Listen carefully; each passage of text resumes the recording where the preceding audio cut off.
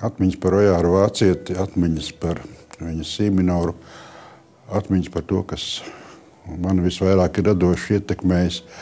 Tas ir varbūt vienas no visskaistākām atmiņām manā mūžā. Kaut arī pagājuši jau 40 gadi, bet es visu, liekas, gandrīz visu atceros ļoti, ļoti precīzi, un tās atmiņas ir ārkārtīgi siltas. Tad, kad es sāku jau mācīties vidusskolas gados, es ātri kaut kā sapratu, ka Ojārs Vācietis man ir vistuvākais no latviešu dzejas pasaules, un es sāku Kāri meklēt viņa krājumus, Kāri lasīt visu, ko es varēju izlasīt, un tos krājumus reizēm nemaz nebija tik viegli dabūt, jo tas skaitījās milzīgs deficīts, un arī bija deficīts. Viņus varēja sameklēt caur kaut kādām paziņām, bet grāmatnīcās, tiklīdz viņi parādījās, viņi momentā arī pazuda. Bet tā vai tā es biju izlasījis, man liekas, visu, ko es varēju izlasīt no Ojāra Vācieša dzejas tajā brīdī un to, kas bija iznācis.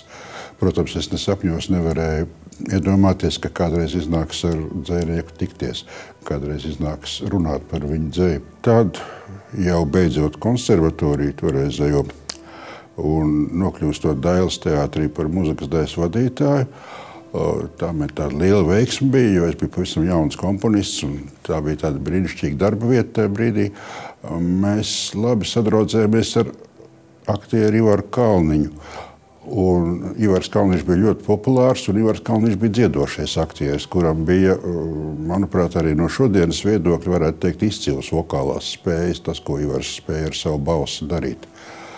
Un abi ātri atkal sapratām, ka Ojārs Vācietis ir mums vistuvākais dzejnieks, un ja jau tā, tad tas nozīmē, ka vajag izveidot kaut kādu kopīgu programmu, kaut kādu uzstāšanos, kaut kādu sirdsdarbu abiem mums, kas būtu balstīts tieši Ojāra dzejā. Un tieši tajā gadā bija iznācis krājums Sīminors.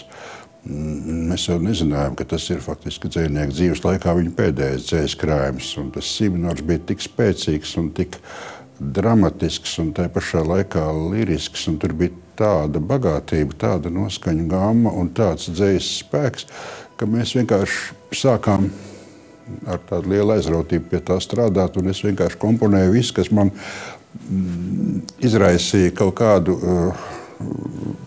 kādu muzikālu iedvesmu. Es vienkārši tam ķēros klāt, nedomājot, kā tas izveidosies kaut kādā programmā, kā tas saliksies, kā tas veidos kaut kādu kopīgu vakara dramaturģiju. Tas viss nāca vēlāk. Nu, lūk, un mēs kaut kur 82. gada rudenī ar Ivaru izdomājām piedalīties tādā Teātra Savienības rīkotā jauno teātra mākslinieku konkursā. Un tur mēs kļuvām par absolūtiem līderiem, ieguvām pirmo vietu, un konkursu žūriju vadīja toreizējā Teātra Savienības priekšsēdētāja Lidija Freimane. Izcila aktrise, kura bija arī, izrādās, tāds labs Ojāra Vācieša draugs. Viņi bija bieži sazvanījušies, un viņa viņam bija izstāstījusi, ka tur tie divi jaunie cilvēki kaut ko tādu ļoti interesantu ir izdarījuši ar viņu dzeju, ka tas ir muzikāli, ka tur ir dziesmas, dzeja. Un es savukārt drusciņi pazinu Lidiju Freimani un meklējām kaut kā, vai nevar tikt pie dzejnieka, kaut kā satikties ar viņu, kaut ko parādīt no tā, kas ir, un vairāk jau arī ne tikai saņemt tādu radošu impulsu, bet arī tas, ka viņš piedalītos tās programmas izstrādē un ka viņš dotu savus padomus, kā to izkārtot un kas iet kopā labāk un kas varētu būt noderīgāks, lai no tā viss, ko mēs esam darījuši, izveidot tādu jēdzīgu vienotu dramaturģiju. Mums par lielu prieku, zinot gan, ka Ojārs Vācietis ir ļoti noslēgts un pie sevis, kuru katru nepieņem, tika nozīmēts laiks, kad mēs varētu pie viņa ierasties mājās toreizējā Altonovas ielā, kur tagad ir Ojāra Vācieša iela. Tad kādas pāris dienas pirms tam līdz mums atnāca ziņa, ka tomēr dzejnieks mūs pieņemt nevarēs. Tikšanās tiek pārcelt uz kaut kādu pāris nedēļas priekšu.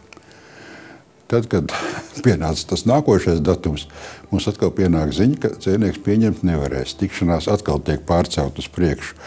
Un tā mums jau likās, ka laikam varbūt, ka viņš nesevišķi grib tikties, varbūt, ka viņu tas apgrūcina, varbūt, ka viņš negrib tādu uzmanību un negrib varbūt tā viņš saprot, ka mēs atnāksim un prasīsim kaut ko jaunu varbūt no viņa vai kaut ko. Viņš varbūt vairās no tādas emocionālas atkarības no kaut kāda darba vai kaut kā. Nu, tā mēs spriedām pie sevis. Pēc tam izrādījās, ka šī tikšanās, kas tika 2 reizes pārcelt, ka tur bija tāds ārkārtīgi interesants iemesls, kāpēc viņš pats arī to pastāstīja, kāpēc to tikšanos tad pārcēla. Nu, lūk, 82. gada 6. novembris, un mēs ierodamies, un kaut kādā vēlā pēcpusdienā Ojārs Vācietis mūs tiešām sagaida. Pēc brītiņa ieradās arī Ludmila Zārova, viņa dzīvesbiedre, tika uzklāts galds tāds neliels, un vācieša dzīvoklī atrodas pianīns, klavieris. Un viņš saka, ka, ziniet, tās klavieres sen neviens nav spēlējis, mēs neviens mājās nespēlējam, bet tas man ir ļoti svarīgi, ka tas pianīns šeit ir un ka tās klavieres šeit stāv. Un, ziniet, tas pianīns nebija skaņots. Un tāpēc es atcēlu 2 reizes šo vizīti, jūsu ierašanos, jo es taču nevaru aicināt savās mājās dzīvu komponistu un klavieres nav uzskaņotas. Es jūtos pavisam jocīgi, jo es jau sev neuzskatīju par nekādu tur īpašu komponistu tajā brīdī vēl.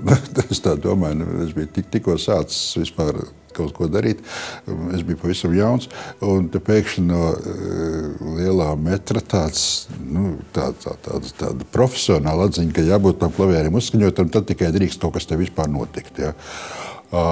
Un tā sākās tās sarunas, no sākuma sarunas, pēc tam mēs sākām dziedāt tās dziesmas, izpildīt ar Ivaru, un izdziedājām faktiski visu, kas mums bija. Tas bija gan no krājuma Siminors, gan arī tur vēl. Es jau biju paņēmis arī no citiem krājumiem. Man visvairāk interesēja, vai tā dramaturģiskā līnija un tas viss, kā mēs veidojam, jo tad mēs bijām nolēmuši veidot 2-daļīgu programmu ar starpbrīdi, tādu lielu vakaru faktiski, jā, vai tas viss tā turās kopā. Pirms tam mums bija tādu, zināmā mērā, tādus ceļavārdus devis toreizējais teātra galvenais režisors Arnolds Liniņš. Jo mēs viņam bijām kaut ko parādījuši no tās programmas, kādu pusīti varbūt. Un teicām, nu varbūt tas ir Dēls teātra mazajai zālē, tādam dzejas vakaram. Liniņš paklausījās, un viņš saka, Zēni, tā būs lielā zāle un daudzs vakars. Un tas mums arī, protams, spārnoja.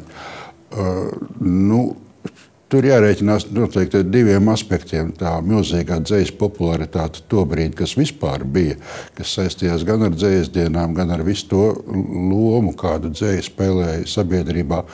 Un arī tas, kad Ojāra Vācieša dzeja bija tieši tādā degpunktā un tuvojās viņa jubileja, un tas bija tāds īpašs viss, kas bija saistīts ar viņu un šis jaunais krājums, kuru arī dabūt nevarēja, un viņš bija kaut kāds tāds, ka viņš juka pa malām. Viņš bija kaut kāds tāds poligrāfiski neveiksmīgi faktiski iespiests. Un Vācietis pamanīja, ka man tas krājums ir faktiski tas, kas man ir līdzi, ka viņš ir vispār izjutis. Ja? Tad viņš man uzdāvināja jaunu krājumu un uzrakstīja Artūram darba eksemplāra vietā Ojārs. Tas man arī ļoti, ļoti aizkustināja. Un tā mēs nosēdējām laikam līdz kaut kādiem 2 vai 3 naktī. Vakars izvērtās diezgan garš. Un tā mēs spārnoti nākošā rudenī. Mums tā programma visa kopā bija gatava. Ar to atklāja Dēls teātra sezonu un atklāja arī tā 83. gada dzejas dienas. Un to programmu nosaucām Siminors. Tā kā tas arī bija domāts un kā tas Ojāra Vācieša pēdējais krājums saucās. Un zāles bija tiešām pilnas. Tuvojās, pavisam tuvu bija Ojāra Vācieša jubileja, kurā mums arī lūdza piedalīties. Tas bija tāds liels vakars Dēls teātra lielajā zālē, kur bija daudz aktieri. Kādas 10-15 minūtes, laikam, mēs arī tur kaut ko rādījām. Un, protams, neviens nezināja, ka paies vēl 2 nedēļas un dzejnieks vairs nebūs starp mums. Un tas bija tik pēkšņi un tik traģiski un tik kaut kā liktenīgi likās viss tas rudens kaut kā, viss kā tas izkārtojās. Un tad mēs turpinājām to, teātris arī bija interesēts, mēs turpinājām to programmu rādīt vēl vairākas sezonas, un tā vienmēr bija lielā zāle, un tā tiešām bija pilna. Un kaut kad 85. gadā mēs viņu ierakstījām Latvijas radio studijā. Tas ieraksts šeit tad ir raidīts, un viņš ir pieejams, un man līdz šai dienai, klausoties šo ierakstu, liekas, ka tīri labi bija šis tas sanācis. Jā, man ir ļoti liela pateicība jāizsaka savam labam draugam Ivaram Kalniņam, jo ar tādu azartu un tādu meistarību un tādu iedvesmu, kā viņš strādāja, es nevaru pat iedomāties, ka cits aktieris kaut ko tam līdzīgi dabūt gatavu. Ivars to varēja. Pēc tam es esmu vēl rakstījis arī korim un rakstījis ar Ojāru Vāciešu dzēju. Līdz šai dienai rakstu pie tam. Un tad no tā visa, kas bija ar Ivaru tās dziesmas, tad izveidojās tā programma, kas bija 2003. Gada Dailes teātrī ar Latvijas radio koru Sigvarda Kļavas vadībā Vācietis novembris klavieru koncerts. Tie arī bija kādi 12 vakari. Dailes lielajā zālē Mihaila Gruzdova režijā un Andra Freiberga absolūti izcilajā scenogrāfijā, kur bija tās daudzās klavieres uz skatuves, bet mūzikas materiāls pamatā man bija diezgan daudz jau no tā, kas bija sarakstīts 80. gadu sākumā ar Ivaram Kalniņam. Un tad es kaut ko rakstīju turklāt, tas bija jau pilnīgi tādā citā formā. Tā kā tā bija vāciešu 70 gadi. Latvijas radio kurs ir to pamatīgo programmu vēl spēlējis vēl un vēl un vēl. Tā kā tas arī tāds kā loģisks turpinājums šai C-minoru programmai.